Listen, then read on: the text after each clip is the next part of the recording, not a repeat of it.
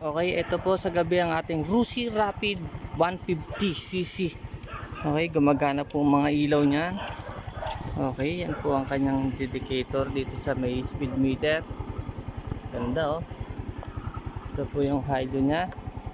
High low. High low. Okay. Nakita naman po sa video. Yan po yung kanyang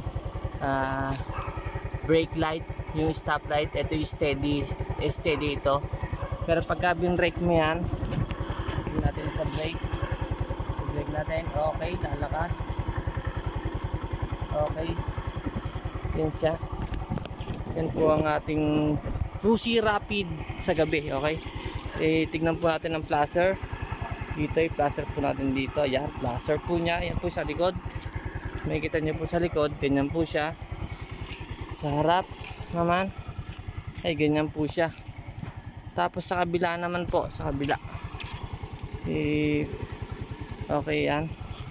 Sa kabila naman ito, gumagana din. Okay, kitang kita gumagana yung ating Rusi Rapid oh. Tapos dito sa indicator nya yan. Tapos pagka naka high siya, nakailaw ito. Pagka nilaw natin yan, yan oh, yan low yan. Ito high. Tapos itong bali sa gitna yung high.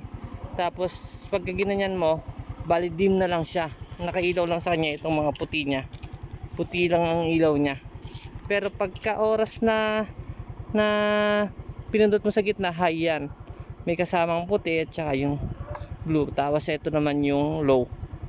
Low ho yan. Okay, yan po siya. Magana po yung mga placer niya. Wala po tayong problema. Okay, nakita, gumagana po lahat, umaandar. Pandarin po natin. Okay, umaandar. Okay, naka-high siya, nakailaw ito. Pag naka-high sa gitna, sa low, ayan, ayan ang low nya. Malakas din po ang ilaw nya, mahina lang sa video tingnan. Pero pagka ikaw na nagda-drive, malakas siya kasi dilaw. Hindi naman sa dilaw, yung talagang ilaw talaga ng normal na ilaw. Malakas siya pagka sa personal. Oh. Pagka ikaw nagdadrive, kasi kayo na tinesting ko kanina, din-drive ko. Mabilis. Kasi 150 na siya 150cc. Okay yan. Nakita naman sa video kung gaano ka okay ang ating unit. Okay, gumagana ang push button yan. Pag natin, pagka-click natin, siyempre pipreno tayo. Hawakan nyo to. Tapos pipindutin lang itong ano. Okay. Yon, gumagana ang push button.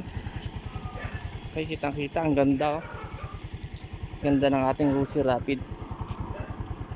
Ito yung indicator ng ating Rusi Rapid. Ganda. Okay, pagka steady lang yan, naka-steady siya, hindi siya umaandar. Okay, ang ganda niya. Sulit pala kung sakaling bibili kayo ng ganitong Rusi Rapid. Sulit. Okay, nandito na lang ating video ng ating Rusi Rapid 150cc.